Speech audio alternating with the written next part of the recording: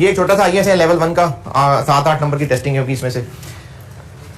Calculation है और currency की कैलकुलेशन है, आसान है, इसको आप कैलकुलेशन समझ लें अगर तो आसान है। ये 7-8 नंबर का सवाल अगर आ जाए ऐसे तो ये अच्छी बात है, मतलब अच्छा सवाल है।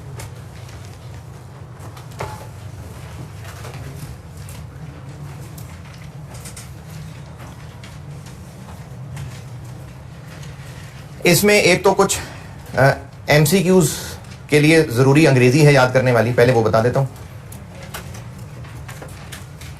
और फिर इसकी कैलकुलेशंस में आएंगे।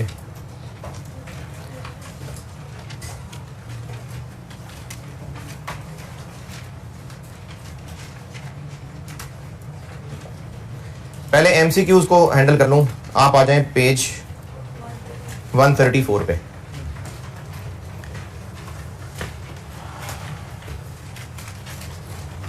पेज 134।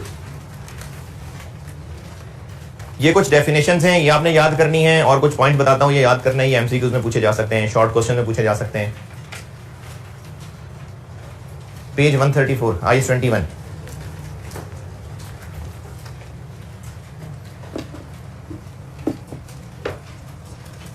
पहले पढ़िए 1.8 प्रेजेंटेशन करेंसी, ठीक है। जिस करेंसी में फाइनेंशियल स्टेटमेंट्स बन रही हैं वो प्रेजेंटेशन करेंसी है, क्योंकि प्रेजेंट हो रही है फाइनेंशियल स्टेटमेंट, वो प्रेजेंटेशन करेंसी है। अच्छा, इस टॉपिक का कॉन्टेक्स्ट बता दूं। ये टॉपिक का कॉन्टेक्स्ट ये है कि ऐसी कंपनी जो मुख्तलिफ करेंसीज में डील कर रही होगी, जैसे एक्सपोर्ट करते हैं तो सेल्स रुपए में नहीं होंगी, इंपोर्ट कर रहे हैं तो जो इंपोर्ट के लिए पैसे पे कर रहे हैं वो रुपए में नहीं है, ऐसी कंपनीज को IS 21 से वास्ता पड़ेगा। 1.8 ओके। 1.6 समझ लें, 1.6 समझाता हूं। ये थोड़ा सा टेक्निकल है और ये एमसीक्यूज तक टेस्ट होने वाली चीज है। एक बिजनेस जिस मुल्क में ऑपरेट कर रहा है, उस मुल्क की पॉलिसीज, उस मुल्क की इकोनॉमिक कंडीशंस, उस मुल्क में गुड्स की डिमांड सप्लाई, उस मुल्क में लेबर की शॉर्टेज, पेट्रोल का महंगा होना, बिजली का गायब होना, बिजली का महंगा होना, ये सारे फैक्टर्स उस बिजनेस को अफेक्ट कर रहे होंगे, क्योंकि वो बिजनेस उस कंट्री में ऑपरेट कर रहा है। तो एक बिजनेस जिस कंट्री में ऑपरेट कर रहा होता है, उस कंट्री के सारे फैक्टर उसको अफेक्ट कर रहे होते हैं। जो मैंने मिसालें दी हैं, मटेरियल की प्राइसेस हैं, लेबर की शॉर्टेज है, उस मुल्क की गवर्नमेंट की पॉलिसीज हैं। तो कोई कंपनी जिस मुल्क में ऐसे ऑपरेट कर रही है कि उस मुल्क के असरात उस पर असरअंदाज हो रहे हैं, उस मुल्क की करेंसी फंक्शनल करेंसी होती है। एक कंपनी जिस मुल्क में ऑपरेट कर रही है और उसका प्राइमरी इकोनॉमिक एनवायरनमेंट वो मुल्क है, तो उस मुल्क की करेंसी उस कंपनी के लिए फंक्शनल करेंसी है। पहले तो 1.6 पढ़िए।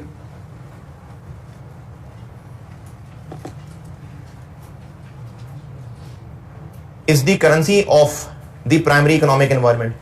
जैसे अगर कोई कंपनी पाकिस्तान में ऑपरेट कर रही है और पाकिस्तान के सारे फैक्टर्स उसको अफेक्ट कर रहे हैं, तो पाकिस्तान हो गया उसकी प्राइमरी इकोनॉमिक एनवायरनमेंट और पाकिस्तान की करेंसी उसकी फंक्शनल करेंसी। लेकिन इसको डिसाइड करना इतना सिंपल नहीं होता, और ये चीज आपसे एमसीक्यू में पूछी जा सकती है कि बताएं which of the following are factors. तो इस अब आइए आप 1.10 पे। 1.10 ये है इसी पेज पे 1.10 कि फंक्शनल करेंसी डिसाइड करने के लिए ये देखना पड़ेगा कि नहीं, ये नहीं देखना पड़ेगा, ये फॉलोइंग देखना पड़ेगा। तो फॉलोइंग फैक्टर्स देखने पड़ेंगे डिसाइड करने के लिए कि किसी भी मुल्क की फंक्शनल करेंसी कौन सी है। इन अदर वर्ड्स, किसी भी कंपनी की प्राइमरी इकोनॉमिक एनवायरनमेंट क्या है। अब आप ये 1.10 की सारी अंग्रेजी पढ़ लें, ये मेनली वही बातें जो मैंने भी बताई थी आपको कि किसी मुल्क का labour, material, policies, regulations, goods की प्राइसेस, ये फैक्टर्स देख के फैसला होता है कि प्राइमरी इकोनॉमिक एनवायरनमेंट क्या है। ये आपने याद भी करना है, रट्टा भी लगाना है। 1.10 और 1.11 रट्टा लगाना है।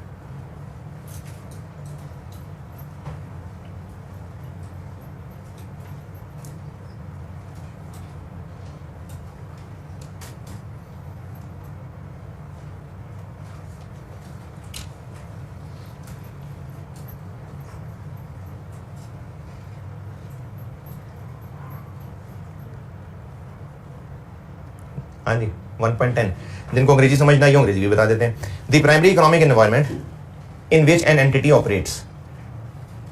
कि एंटिटी जिस प्राइमरी इकोनॉमिक एनवायरनमेंट में ऑपरेट कर रही है, ये जानना क्यों जरूरी है? क्योंकि फंक्शनल करेंसी है ही करेंसी इस मुल्क की, is normally the one in which it primarily generates and spends cash. यानी बिजनेस जहां जिस मुल्क में मेनली कैश कमाता है और रखता है, वो मुल्क उसका प्राइमरी इकोनॉमिक एनवायरनमेंट होता है। ये 1.10 के पहले सेंटेंस का मतलब है। An entity considers the following factors, following factors देखने पड़ेंगे। नंबर ए, वो करेंसी, इसकी फंक्शनल करेंसी होगी क्या? Point number 1, that mainly influences sale prices of goods and services. यानी इस बिजनेस की जो गुड्स हैं उनकी प्राइसेस किस में तय होती हैं? अगर रुपए में तय होती हैं, इसका मतलब उसकी मेन करेंसी ही रुपए है, तभी तो वो रुपए में चीजें कोट करके बेचता खरीदता है। सब पॉइंट 2, ऑफ द कंट्री, यानी उस मुल्क की currency whose comparative forces and regulations mainly determine the sale prices. जैसे पाकिस्तान में चीजें बेचनी है तो पाकिस्तानी मार्केट में रहते हुए चीजें बेचनी है, कितनी प्राइस रखनी है, कौन इसको रेगुलेट कर रहा होगा? पाकिस्तानी गवर्नमेंट, पाकिस्तान के रूल्स। कहां के कंपैरेटर्स हमें टेंशन दे रहे होंगे? पाकिस्तानी मार्केट के। ये 1.10 के पॉइंट ए का मतलब है कि उस मुल्क की करेंसी फंक्शनल करेंसी है जिस मुल्क में हम लोग मेनली अपनी गुड्स सर्विसेज बेच रहे हैं, जिस मुल्क की करेंसी में हम अपनी गुड्स सर्विसेज की प्राइस लगा रहे हैं, जिस मुल्क के कानून हमें अफेक्ट कर रहे हैं, जिस मुल्क की कंपैरेटिव फोर्सेस हमें अफेक्ट कर रही हैं। आसान अल्फाज में जिस मुल्क में हम काम कर रहे हैं। ये पॉइंट ए का मतलब है। और पॉइंट बी का मतलब यह है कि उस मुल्क की करेंसी जो इन्फ्लुएंस करती है हमारे लेबर को, मटेरियल को, अदर सर्विसेज को। जैसे मैंने कहा बिजली है, गैस है, लेबर है, पेट्रोल है। तो पाकिस्तान की अंदर अगर हम प्रोडक्शन कर रहे हैं तो हमारे लेबर, मटेरियल, इन सबको पाकिस्तान की इकोनॉमी में इफेक्ट करना है। तो पाकिस्तानी करेंसी फिर हमारी फंक्शनल करेंसी। ये 1.10 का मतलब है। और 1.11 का मतलब है दी फॉलोइंग फैक्टर्स में आल्सो प्रोवाइड। अच्छा, एमसीक्यू क्या बना हुआ है? एमसीक्यू बना हुआ है कि प्राइमरी फैक्टर्स और सेकेंडरी फैक्टर्स। तो सेकेंडरी कौन से हुए? ये 1.11 वाले, दी फॉलोइंग फैक्टर्स में आल्सो प्रोवाइड। और वो क्या है? पॉइंट नंबर ए, जिसमें हम अपनी financing activities cash flow statement, equity और बोरिंग, यानी जहां मुल्क, जिस मुल्क में ओनर्स और लेंडर्स कंपनी को पैसा दे रहे होते हैं जिस करेंसी में, वो मुल्क की, वो उस कंपनी की फंक्शनल करेंसी। ये पॉइंट ए का मतलब है, the currency in which funds from financing activities are generated. यानी ओनर जो पैसा लगाते हैं या जो लेंडर्स पैसा देते हैं, वो अगर रुपए में दे रहे हैं तो उसका मतलब रुपया फंक्शनल करेंसी। ये इस पॉइंट ए का मतलब है। और पॉइंट बी का मतलब है the currency in which receipts from operating activities are usually retained. Customer से पैसा मिला, अब उस पैसे को हमने अपने पास रखना है, तो किस करेंसी की शक्ल में रखना है? हो सकता है कस्टमर से मिलते डॉलर हो, लेकिन फौरन हम उनको रुपए में कन्वर्ट कर लेते हो। ये पॉइंट बी का मतलब है कि the currency in which receipts from operating activities are retained. तो ये फैक्टर्स आपको फैसला तो नहीं करने को टेस्ट होंगे पेपर में, लेकिन ये याद जरूर कर लें आप। 1.10, 1.11 ये याद करना है। और एहतियातन इखलाकन पेज 139 क्वेश्चन 1 कर दें जल्दी से। क्वेश्चन नंबर 1, ये ऐसी इसी के ऊपर एक कॉन्सेप्चुअल क्वेश्चन बनाया हुआ है। पेज 139 क्वेश्चन 1 कर दें जबानी पानी।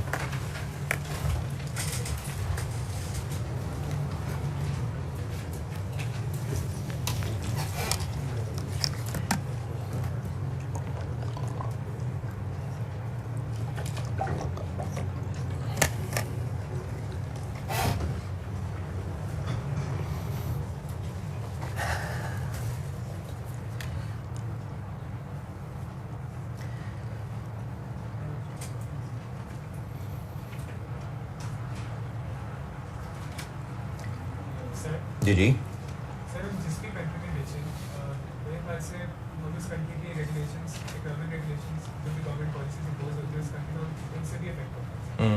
तो फंक्शनल करेंसी में मतलब सिर्फ पाकिस्तान की। क्वेश्चन 1 पढ़ लें फिर बताता हूँ।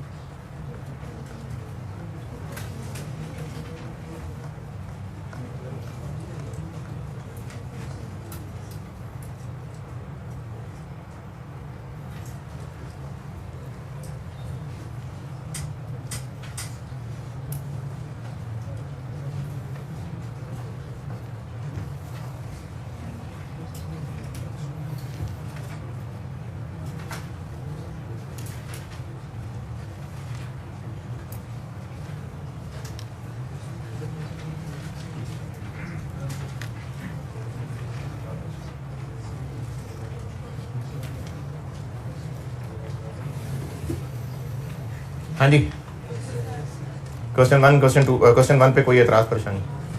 अच्छा, अब आपने सवाल ये पूछा था कि हम जिस मुल्क में भी बिजनेस करेंगे उन सारे मुल्कों की रेगुलेशन अफेक्ट कर रही होंगे, ठीक है ना? ये जो पॉइंट नंबर 1.10 और 1.11 में लिखा है ना, ये ना सब्जेक्टिव चीज़ें हैं। आईएएस को इतनी सारी अंग्रेजी इसकी लिखनी पड़ी कि फैसला तो अल्टीमेटली कंपनी ने करना है कि हमारी प्राइमरी इकोनॉमिक एनवायरनमेंट क्या है। वो तो कह रहे हैं आप फॉलोइंग फैक्टर्स कंसिडर कर सकते हैं, जैसे अगर एक बिजनेस ऑर्गेनाइजेशन में एक एम्प्लॉय से पूछा जाता है कि तुम्हारा असली बॉस कौन है, हो सकता है वो 2-4 लोगों को रिपोर्ट करता हो, वो एडमिन में हो और वो अकाउंट्स वाले को भी जवाब दे वो हो सकता है कि मार्केटिंग वाले को भी जवाब दो। उससे अगर पूछा जाए तुम्हारा मेन बॉस तुम्हारा कौन सा है, अब वो सोच रहा है कि मैं तो इतने सारे लोगों को जवाब दे रहा होता हूँ। अब उसकी हेल्प के लिए हम कहते हैं कि अच्छा हम ना तुम्हारी हेल्प करते हैं कि तुम ज्यादा हुक्म किसका मान रहे होते हो, तुम्हें रोज किसको रिपोर्ट करनी होती है, तुम्हें हायर किसने किया था, तुम्हारे पैसे काटने का हक किसका है, ये हम उसको फैक्टर्स बता रहे हैं। इन फैक्टर्स में मैंने फैक्टर बोला कि तुम ज्यादा हुक्म किसका मान रहे होते हो। अब इसका मतलब ये थोड़ी कि वो बाकियों का हुक्म नहीं मान रहा होता, बाकियों का भी मान रहा होता है, लेकिन इन फैक्टर्स की रोशनी में ये फाइनली कंक्लूड कर पाएगा कि मेन बॉस कौन सा है। तो इसी तरह गवर्नमेंट की पॉलिसीज तो जहां भी हम दुनिया में जाएंगे सारी पॉलिसीज लगेंगी, लेकिन मेन इफेक्ट किसका पड़ रहा है, तो ये सब्जेक्टिवली सोचनी होती है कंपनी ने चीजें। तभी इतना अजीब घुमा फिरा के आईएएस को लिखना पड़ा, फैसला कंपनी ने करना है। Question 1 done. अच्छा, हेडिंग 1.7 पढ़िए जी।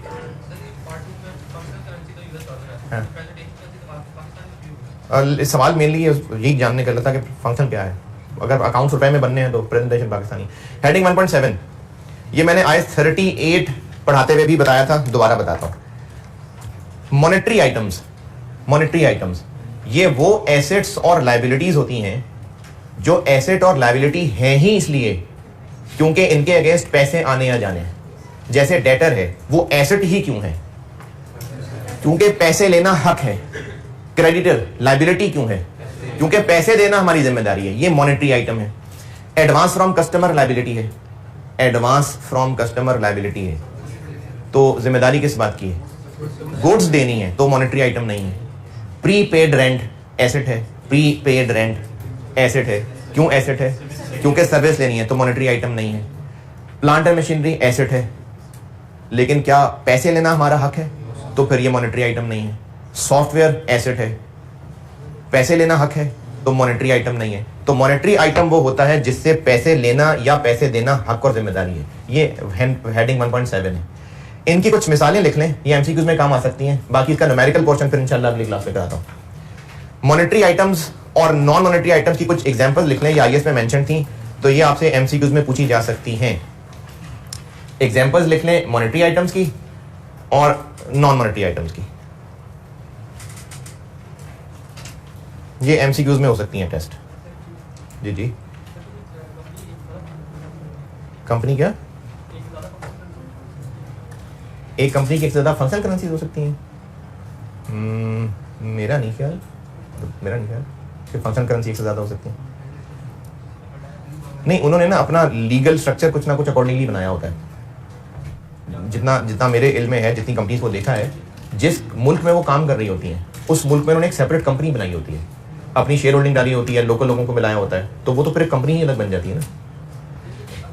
एग्जांपल्स बता दूंगा जरा। मॉनेटरी आइटम्स की एग्जांपल लिखें, बल्कि नहीं, मैं बोलूंगा, आपने बताना है कि इसको कहां लिखना है, मॉनेटरी में लिखना है कि नॉन मॉनेटरी में लिखना है। पीपी लिखे नॉन मॉनेटरी में।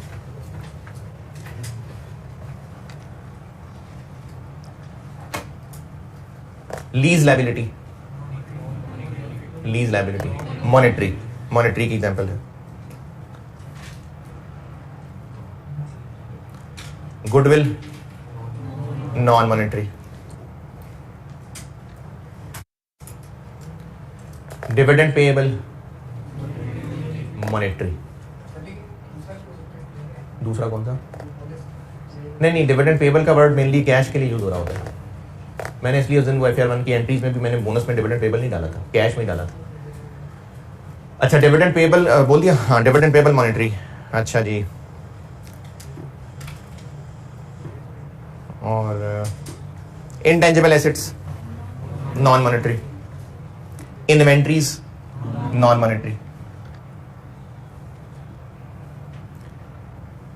Prepaid expenses non monetary,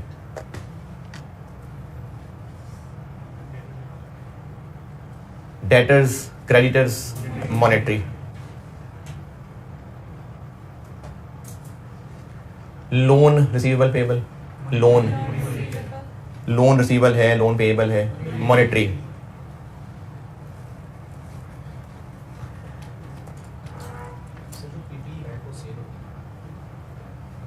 non current asset held for sale, हाँ तो नॉन मॉनेटरी होते हैं। हाँ अभी उनको बेचना, हमारा बेच के पैसे लेना हक तो नहीं है।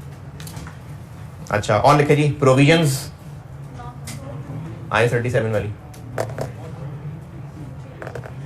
Provisions, provision for repair, provision for damages, monetary है भाई, मॉनेटरी है।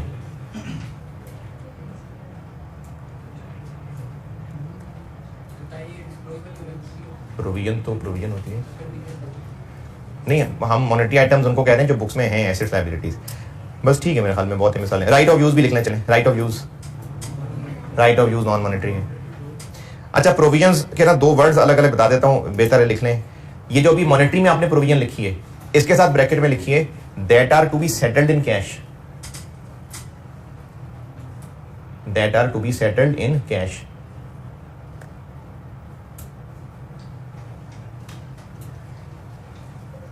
कोई प्रोविजन ऐसी हो सकती है जिसके बदले में हमने पैसे देने की बजाय एक इक्विपमेंट देना हो, गुड्स देनी हो, पड़ी हुई हैं लेकिन हमें गुड्स देनी पड़ेंगी, तो वो नॉन मॉनेटरी हो जाएगी।